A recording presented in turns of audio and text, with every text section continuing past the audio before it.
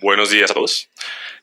Pues muchas gracias por la invitación. Para mí es un gusto poder estar acá para presentar la propuesta de reforma pensional que hemos venido trabajando con Leonardo Villar desde 2014 y que para allá pues está consolidada. Entonces, esta es la agenda que traigo. Voy a hacer un brevísimo diagnóstico del sistema pensional. Voy a pasar a los mecanismos que tenemos para aumentar la cobertura del sistema.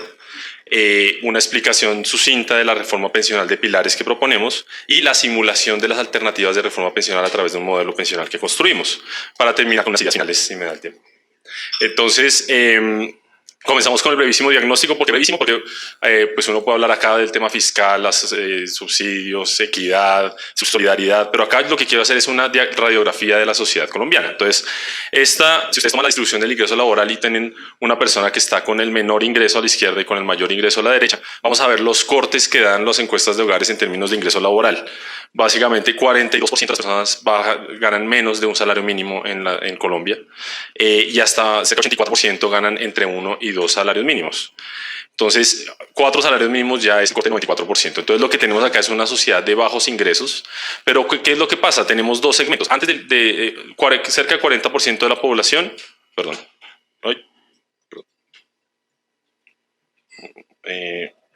cerca del 40% de la población básicamente está pensionada, está por fuera del sistema pensional a partir de...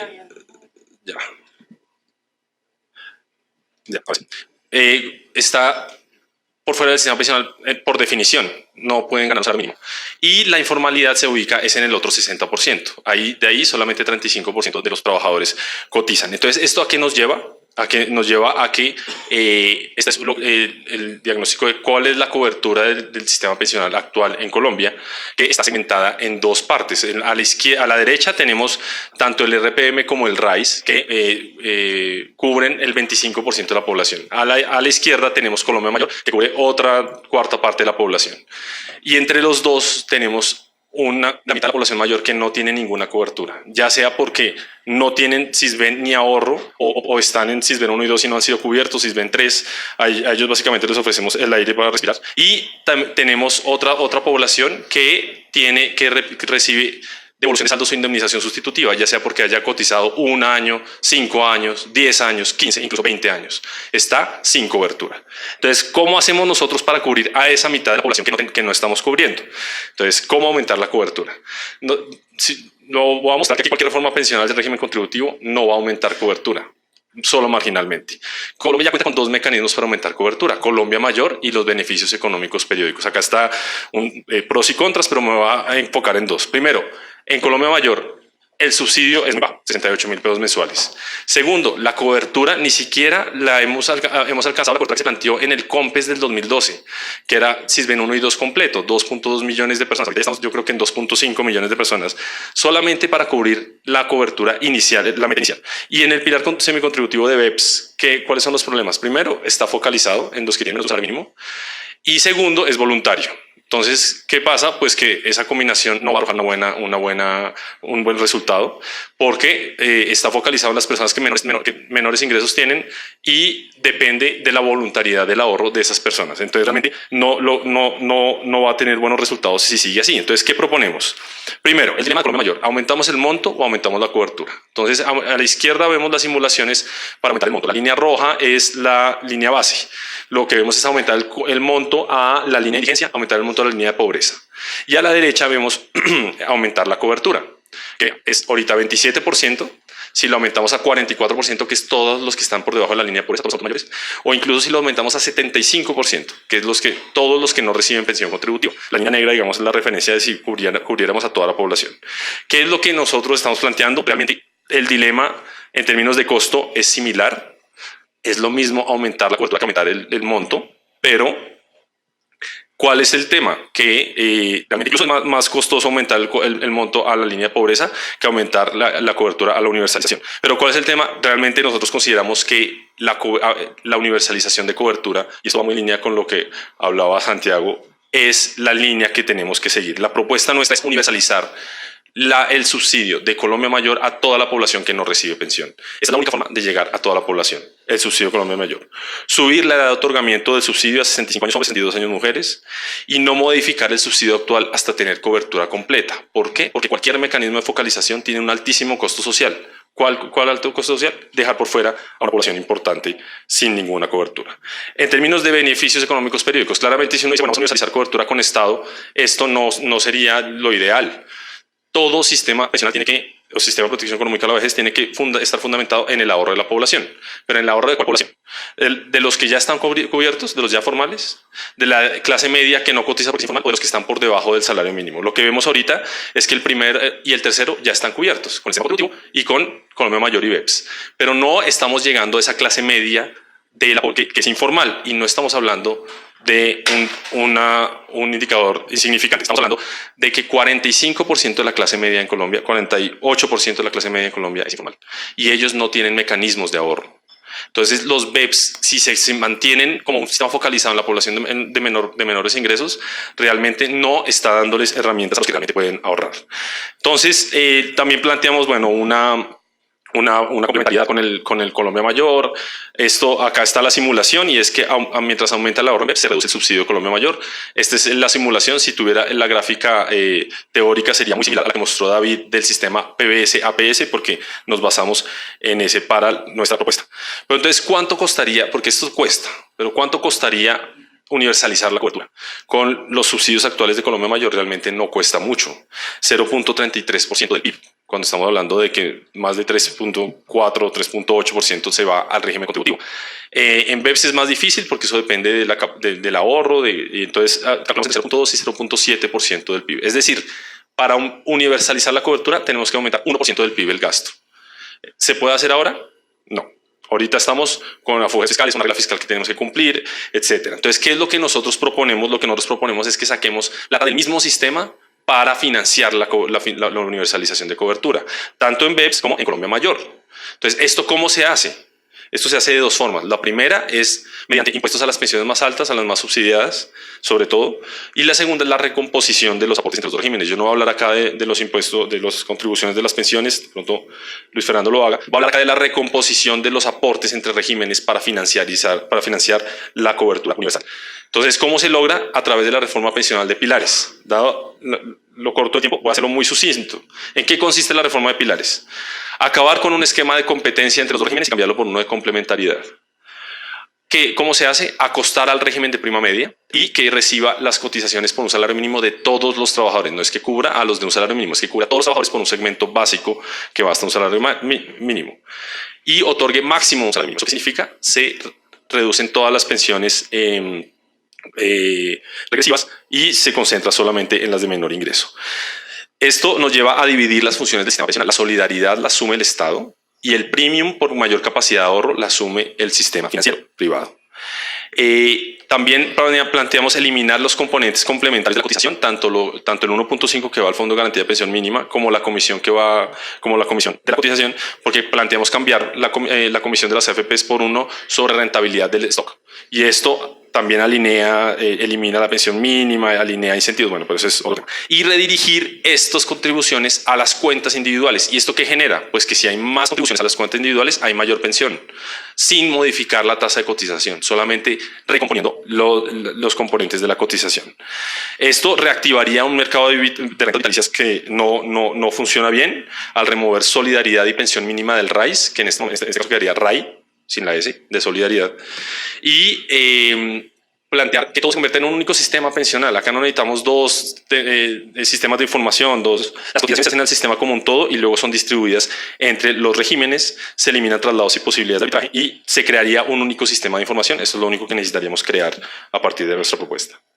Entonces planteamos un pilar que maximiza la eficiencia. Esto, digamos, no me voy a explicar porque me acaban de decir que tengo poco tiempo, pero quisiera resaltar dos cosas. La primera, compararlo con la primera propuesta que se hizo de pilares, que la hizo el Ministerio de Trabajo en 2013, y son las líneas punteadas. Estas líneas punteadas que vemos acá. Y esto que implica que el pilar público le pagaba una pensión mínima a todos los trabajadores sin importar su nivel de ingreso. ¿Esto qué significa? Que se mantiene el subsidio para todos los trabajadores. El subsidio es la diferencia entre las dos líneas rojas. Lo que nosotros planteamos es que el subsidio vaya cayendo y que el sistema privado cofinancie ese subsidio. ¿Cómo? Pues tumbándolo un poco para que cofinancie un poco el subsidio. Esto lo que hace es que este pilar público se vuelve tan eficiente como el Fondo de Garantía de Pensión Mínima, que es financieramente muy eficiente, utiliza primero el ahorro de los afiliados, etc. Tan eficiente lo hace, pero lo supera en un aspecto muy puntual y muy importante, que es el monto de la pensión. Entonces, esta es cómo funciona el sistema del Fondo de Garantía de Pensión Mínima. Entre un salario mínimo y 2.2 salarios mínimos, todos los trabajadores reciben un salario mínimo de pensión. Acá no hay ningún premium por mayor ahorro. Lo que nosotros planteamos es que el Estado financie un subsidio que se va reduciendo. Es exactamente la misma gráfica esta así de David, que es que el Estado va financiando un subsidio para que mayor ahorro implique mayor pensión. ¿Cuál es la diferencia entre los dos esquemas? Básicamente el monto de la pensión promedio. Lo que vemos acá es si hay un cierre total de colpensiones, la línea roja, que es la de marchitamiento, la línea azul es nuestra reforma, y lo que pasa es que se eliminan todos los subsidios regresivos. La línea roja llega y converge a un salario mínimo. Acá vemos que mucha gente se va a pensionar por el Fondo de Garantía de Pensión Mínima. Si se mantiene, como menciona Anif, si se mantiene los afiliados de Colpensiones, si se les mantienen sus derechos, lo que se hace es un promedio entre la línea roja y negra para la línea de la derecha. Entonces, voy a ver cuáles son los efectos de las reformas a través del modelo pensional que construimos con Oscar Becerra. Esto es la construcción y supuestos del modelo, 3.600 historias de horas, me lo voy a soltar porque no tengo tiempo. Entonces, la reforma de pilares plantea esencialmente una recomposición de los ingresos a favor del Estado y de Colpensiones. Acá vemos el escenario inicial, donde vemos las contribuciones del RAIS, las contribuciones del RPM y las contribuciones del Fondo de Garantía de Pensión Mínima. Lo que hace la de marchitamiento de Colpensiones es elevar las cotizaciones que van a los fondos de pensiones y también a costa de las que van a Colpensiones. Entonces, ¿cuál es la nuestra? La nuestra plantearía una reconfiguración de las cotizaciones a favor de Colpensiones y, digamos, en detrimento del Fondo de Garantía de Pensión Mínima y las ARPs, y esto lo que ayuda es a financiar esa universalización del sistema. ¿Cómo se ve esto, digamos, en los efectos macroeconómicos? Veamos el efecto sobre el ahorro. El ahorro de las AFPs. Acá tenemos un efecto inicial positivo de la reforma de pilares porque se recomponen los tasas de contribución, entonces hay mayor contribución a las cuentas individuales, pero pues claramente en el largo plazo sí se reduce, y es el efecto negativo de la reforma, se reduce un poco la senda de ahorro de las AFPs, digamos algo de 6-7% en el largo plazo, pero hay algo muy importante que yo quiero resaltar acá, y es la evolución del Fondo de Garantía de Pensión Mínima en los diferentes escenarios de reforma. Nosotros simplemente lo que nos decimos es usarlo para los que ya tienen esos derechos, realmente no planteamos nada usar esto de forma, pero lo que vemos es qué pasa en el escenario base y en el escenario de marchitamiento con el Fondo de Garantía de Pensión Mínima. En ambos se acaba en el mismo año, en 2063. Se acaba el Fondo de Garantía de Pensión Mínima. ¿Por qué? Porque tienen un ciclo de acumulación, un ciclo de desacumulación. ¿Qué pasa cuando entra en déficit el Fondo de Garantía de Pensión Mínima? Pues entra el Estado a financiar la solidaridad del sistema pensional, pero sin ningún ingreso, porque ya el Estado supuestamente estaba por fuera de lo que tenía que hacer, digamos, de sus funciones a través de Colpensiones. Entonces, esto nos va a generar un efecto fiscal importante, pero antes de mostrárselo, quería mostrar el efecto en la cobertura. Entonces, el efecto en cobertura de nuestra reforma de pilares o de la reforma de financiamiento es igual, es marginal, es reducir de 1.300 a 1.150 semanas los requisitos. ¿Esto qué significa? Que tanto en la de pilares como en la de marchitamiento de Colpensiones se aumenta en un punto porcentual la cobertura en 2080. Bueno, listo. Entonces, terminemos con el efecto fiscal. Entonces, por eso es que es tan importante Colombia Mayor y BEPS. Entonces, ¿cuál es el costo fiscal de cada reforma? Este es el escenario base que tenemos, digamos, con el escenario base. Este sería el escenario de pilares. El escenario de pilares genera una barriguita acá positiva, este es el déficit de Colpensiones, genera una barriguita positiva. Acá tenemos un efecto negativo porque se eliminan traslados. Al eliminar traslados y recompensar con contribuciones, tenemos unos 3 años de efecto negativo, pero hay un efecto positivo durante 40 años que luego se revierte. Pero ¿cuál es la diferencia entre la línea negra y la línea azul? La línea negra está subsidiando a unos muy pocos, muy ricos. La línea azul está subsidiando a todos hasta cierto punto, está subsidiando a los más pobres, a todos.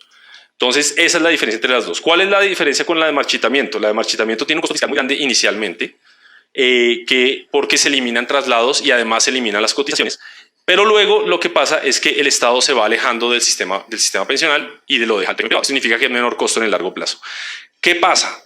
Que aquí no hemos metido el Fondo de Garantía de Pensión Mínima. Si el Fondo de Garantía de Pensión Mínima entra en 2063, realmente la diferencia en los déficits se reduce sustancialmente. Y eso lo vemos también en los BPN. Se reduce sustancialmente. Por eso es que la reforma de pilares garantiza mejores condiciones al sistema pensional que cualquier otra propuesta. Entonces termino ya con las ideas finales que me parece importante que se lleven de una presentación densa. 3 ideas finales sobre reforma pensional. La primera, la reforma pensional no debe desacoplarse del aumento de cobertura a través de Colombia Mayor y BEPS. Me gustó mucho el símil que hizo Santiago del reloj. Tenemos que verlo todo como un mecanismo. No podemos decir, allá el sistema pensional va a funcionar como ahorro muy bonito, todo, pero bueno, la cobertura que lo pague el Estado a través de Colombia Mayor y BEPS. Tienen que hablarse y tienen que cofinanciarse. Lo segundo, en pensiones hay un trilema imposible entre edad de pensión, tasa de cotización y tasa de reemplazo, que es el monto de la pensión. Si nosotros dejamos la edad de pensión y la tasa de reemplazo quietas, la pensión va a caer. Y eso se tiene que tener claro. Entonces, las reformas paramétricas son esenciales para la sostenibilidad de un sistema pensional. En el régimen de pilares lo vuelve sostenible el régimen público.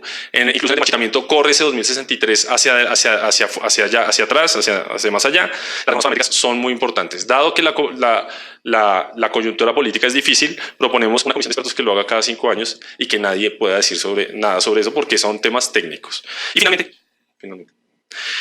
podemos y debemos llevar el sistema a la universalización de cobertura. Esto es lo más importante. Tenemos que pensar por fuera de la caja, como dicen.